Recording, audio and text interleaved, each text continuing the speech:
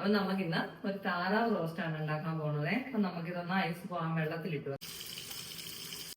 അപ്പൊ ഇതിന്റെ ഐസൊക്കെ പോയി ഒന്ന് വിട്ട് വരുന്നത് വരെ നമുക്കൊന്ന് റെസ്റ്റ് എടുക്കാം.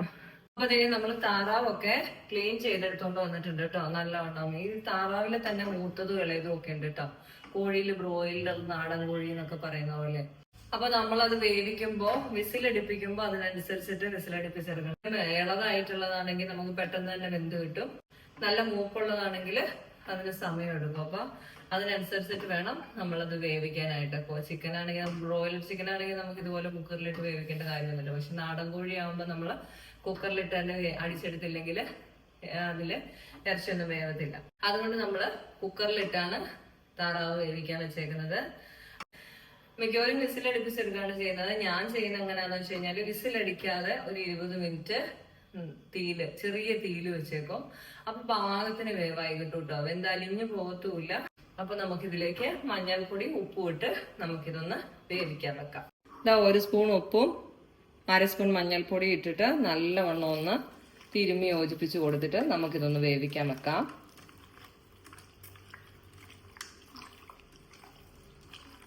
കറിവേപ്പിലയും പച്ചമുളകും സവാളയൊക്കെ ഇടേണ്ടവർക്ക് ഇട്ട് കൊടുക്കാം കേട്ടോ. ഞാനത് താളിക്കുമ്പോഴേ ഇടാറുള്ളൂ. ഇവിടെ എല്ലാം എളുപ്പപ്പണിയാണ്. മൂടി വെച്ച് കൊടുക്കാം. ഇതേ നമ്മളിത് വേവിക്കാനായിട്ട് തീ കത്തിച്ചു കൊടുക്കുകയാണ്. ചെറുതായിട്ട് ഇതിൽ ആവി കയറി തുടങ്ങുമ്പോൾ നമ്മൾ ഇതിന്റെ തീ കുറച്ചിട്ട് കൊടുത്താൽ മതി കേട്ടോ. ഇപ്പൊ നല്ല തീയിൽ അതൊന്ന് ആവി കയറാൻ വേണ്ടിയിട്ട് വെച്ചു കൊടുക്കാം. ഇതാ ഇതില് നല്ലവണ്ണം ആവി കയറിയിട്ടുണ്ട്. അപ്പൊ നമുക്ക് തീ ഒന്ന് നല്ലവണ്ണം കുറച്ചിട്ട് കൊടുക്കാം. ഇപ്പൊ ഒരു 5 മിനിറ്റ് ആയിട്ടുണ്ട് കേട്ടോ. ഇനി ഒരു 15 മിനിറ്റും കൂടെ ഇതിലിരുന്ന് വേവണം. എന്നിട്ട് നമുക്ക് തീ നിർത്തി കൊടുക്കാം. അതിന്റെ ഇടയ്ക്ക് അടിച്ചു കഴിഞ്ഞ് കഴിഞ്ഞാൽ അപ്പോൾ ഓഫ് ചെയ്യാം കേട്ടോ. ഏറ്റവും വേഗം താമസമുള്ള ഭാഗം ഇതാണ്. അത് വെന്തിട്ടുണ്ടെങ്കിൽ കൈ പൊള്ളിപ്പോയി. ഇതുണ്ടോ, നല്ലോണം വെന്തിട്ടുണ്ട് കേട്ടോ.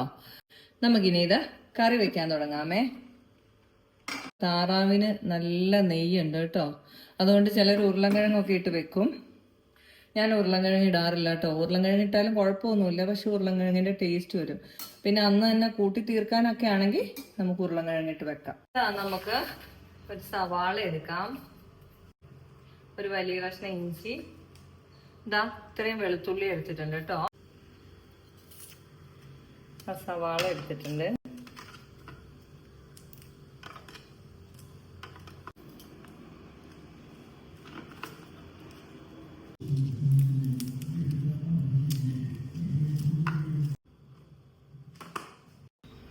ഇതൊക്കെ വാഷ് ചെയ്തെടുത്തിട്ടുണ്ട്. ഇനി ഇതൊന്ന് അരിഞ്ഞെടുക്കാമേ.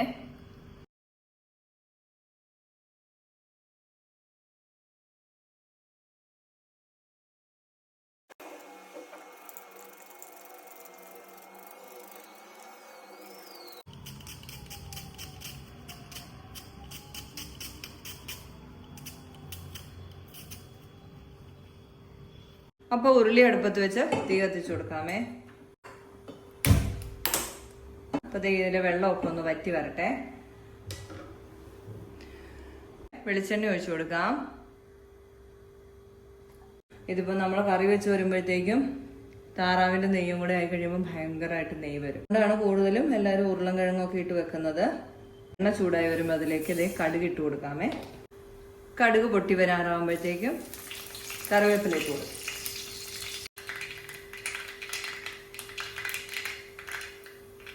കടുകൊക്കെ പൊട്ടി വന്നിട്ടുണ്ട്. അതിലേക്ക് ഇഞ്ചി, പച്ചമുളക്, വെളുത്തുള്ളി, സവാള ഇത്ര ഇട്ട് കൊടുക്കാം കേട്ടോ. നമ്മളിത് വേറെ വേറെ ഇട്ട് വഴറ്റി വരുമ്പോൾ ഒരുപാട് സമയം പോവും.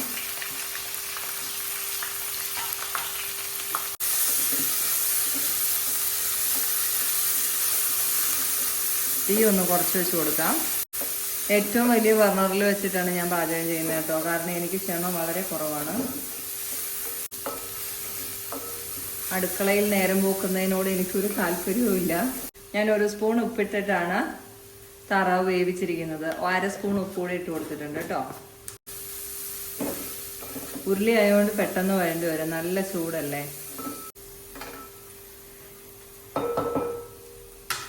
കുറച്ച് മഞ്ഞൾപ്പൊടി, ഒരു 2 സ്പൂൺ മുളക് പൊടി, എരിവുള്ളതാണേലും ഇടാം, കാശ്മീരി മുളക് പൊടി ആണേലും ഇടാം കേട്ടോ.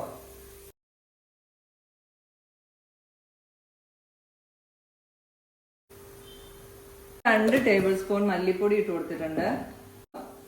ഗരം മസാല 1 സ്പൂൺ കുരുമുളക് പൊടി ഇട്ട് കൊടുക്കുന്നുണ്ടേ. എന്റെ കറികളിലെല്ലാം ഞാൻ കുരുമുളക് പൊടി ചേർക്കും കേട്ടോ. കുരുമുളക് പൊടി ഇല്ലാത്ത ഒരു കറി ഇല്ല. ഇതിൽ സ്പെഷ്യലായിട്ട് ചേർക്കുന്നത് എന്താന്ന് വെച്ചാൽ 1/2 സ്പൂൺ ചിക്കൻ മസാല ചേർത്ത് കൊടുക്കും കേട്ടോ. ആ ഒരു പക്ഷിയല്ലേ, അപ്പൊ അതിന്റെ ഒരു ടേസ്റ്റ് കിട്ടാൻ. അപ്പൊ ചിക്കൻ മസാല 1/2 സ്പൂണേ ഉള്ളൂ, പേരിന് മാത്രം. നല്ലവണ്ണം വഴറ്റിയെടുക്കണം. എണ്ണയൊക്കെ കുറവാണ്, ഞാൻ ഓൾറെഡി അതിൽ നെയ്യ് ഉള്ളതുകൊണ്ട് എണ്ണ കുറച്ച് ഒഴിച്ചിട്ടുള്ളൂ. ഇനി പൊടി വറന്ന് വരട്ടെ, ഇതിൻ്റെ അകത്ത് കിടന്ന് ഡ്രൈ ആയിട്ട് വറന്ന് വരട്ടെ. നല്ല കറുത്ത് വരണ വരെ വഴറ്റിയെടുക്കണം കേട്ടോ. ഇതിപ്പം ഏകദേശം ഒന്നായി വന്നിട്ടുണ്ട്. ഇതിലേക്ക് നമുക്ക് ഇത് കണ്ടോ, ഇതിന്റെ നെയ്യ് കണ്ടോ, ഇതിങ്ങനെ ഒഴിച്ചു കൊടുക്കാമേ. അത്രയും മതി, അത് ഫുള്ള് നെയ്യാണ് കേട്ടോ. ഇനി അതിൽ കിടന്നിട്ട് ഒന്ന് വഴണ്ട് വരണം. ഇത്രയേ ഉള്ളൂ നമ്മുടെ പൊടി കറുപ്പിച്ചെടുക്കാനുള്ള ഐഡിയ.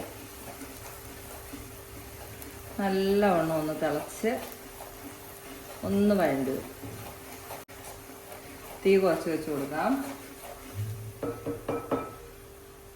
ഫ്രൈ ആയ പോലെ തന്നിട്ട് നമുക്കിത് അതിലേക്ക് ഇട്ട് കൊടുക്കാം.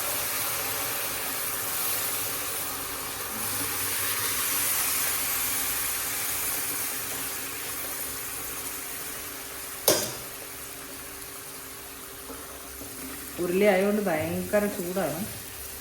തീ കുറച്ച് വെച്ചിട്ടേ നമ്മളിത് ഇടാവുള്ളൂ കേട്ടോ, ഇല്ലെങ്കിൽ മേത്തൊക്കെ തെറിച്ച്.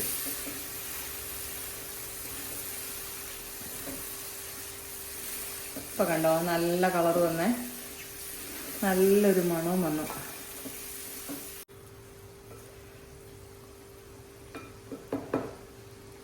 അപ്പൊ ഇതിന്റെ മുകളിലേക്ക് നമുക്ക് കുറച്ച് കറിവേപ്പിലയും കൂടെ വിതറി കൊടുക്കാം.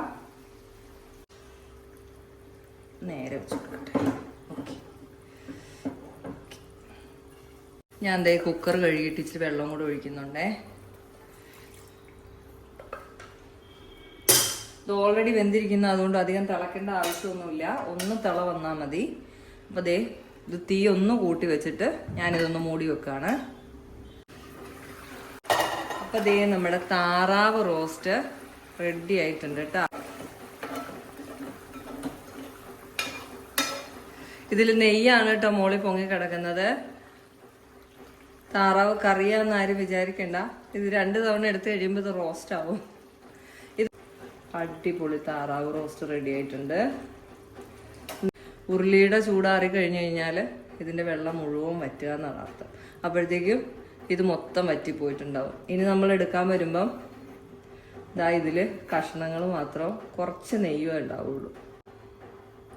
വിളമ്പാൻ പോവാണ്.